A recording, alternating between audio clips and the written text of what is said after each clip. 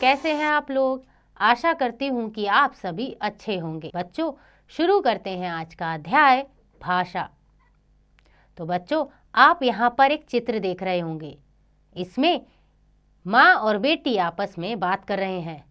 देखो क्या कह रहे हैं। मीना, तुम क्या कर रही हो?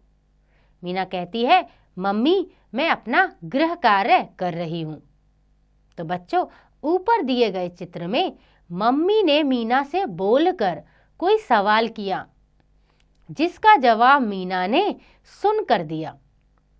इस प्रकार मम्मी की बात को समझकर मीना ने उनके सवाल का जवाब दिया। इसी तरह मीना अपने गृह कार्य को पढ़कर समझ रही है तथा फिर उसे लिख रही है। अतः बोलकर तथा सुनकर और पढ़कर तथा लिखकर अपने मन के भावों तथा विचारों का आदान प्रदान करने का साधन ही भाषा है। तो बच्चों, भाषा क्या है? जब बोलकर, सुनकर या पढ़कर, लिखकर हम अपने विचारों को, अपने भावों को दूसरों के सामने प्रकट करते हैं, इसे ही हम भाषा कहते हैं। हम भाषा के द्वारा ही एक दूसरे की बात को सरलता से समझ सकते हैं और समझा सकते हैं। आइए बच्चों, पढ़ते हैं भाषा के रूप। अपने मन के भावों तथा विचारों को एक दूसरे को समझाने के लिए भाषा के दो रूप होते हैं, मौखिक भाषा तथा लिखित भाषा। आइए जानते हैं मौखिक भाषा क्या है। किसी दूसरे व्यक्ति को अपनी बात बोलकर समझाना तथा उसकी बात को सुनकर समझना ही मौखिक भाषा है। तो बच्चों, जब एक व्यक्ति बोलकर अपनी बात दूसरों तक पहुंचाता है और दूसरा सुनकर उसे समझता है, इसे ही मौखिक भाषा कहते हैं। जैसे इन चित्रों में आप देख रहे होंगे, व्यक्ति सुनकर समझ रहा है। दूसरा है लिखित भाषा।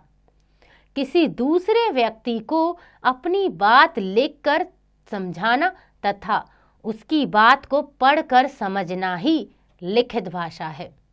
यानी कि हम लिखकर किसी दूसरे तक अपनी बात को पहुंचाते हैं और दूसरा उसे पढ़कर समझ लेता है, इसी को लिखित भाषा कहते हैं। आगे जानते हैं भाषा के कौशल। भाषा के 4 कौशल माने जाते हैं: बोलना, सुनना, पढ़ना तथा लिखना। आगे है सांकेतिक भाषा। भाषा का एक रूप सांकेतिक भी है। सांकेतिक यानी इशारों से बात करना, जिसमें किसी बात को संकेतों के माध्यम से बताया जाता है। जैसे यातायात का सिपाही अपने हाथों तथा सीटी के द्वारा यातायात का संचालन करता है। सांकेतिक भाषा का अध्ययन व्याकरण में नहीं किया जाता, क्योंकि इसके द्वारा किसी भी बात को पूरी तरह से स्पष्ट नहीं किया जा सकता।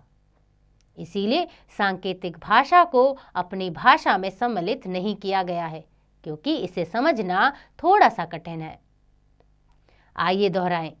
बोलकर तथा सुनकर और पढ़कर तथा लिखकर अपने मन के भावों तथा विचारों का आदान प्रदान करने का साधन ही भाषा है। भाषा के 2 रूप होते हैं, मौखिक तथा लिखित। भाषा के 4 कौशल माने जाते हैं: बोलना, सुनना, पढ़ना तथा लिखना। सांकेतिक भाषा का अध्ययन व्याकरण में नहीं किया जाता, क्योंकि इसके द्वारा किसी की बात को स्पष्ट नहीं किया जा सकता। आशा करती हूँ कि आपको यह अध्याय समझ आ गया होगा। इसका अभ्यास आप स्वयं कीजिएगा।